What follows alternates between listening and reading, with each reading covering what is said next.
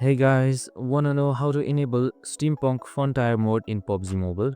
Well, no worries. In this video, I'm going to show you an easy step-by-step guide on how to do it. It's super simple, so let's get straight to it. Now, first off, simply open up your PUBG Mobile application. And once you're there, on the bottom left, you can see this map-like icon right here. And now once you see it, just simply press on it. And right here, you can see under ranked, here you can see my Steampunk front tire is already selected.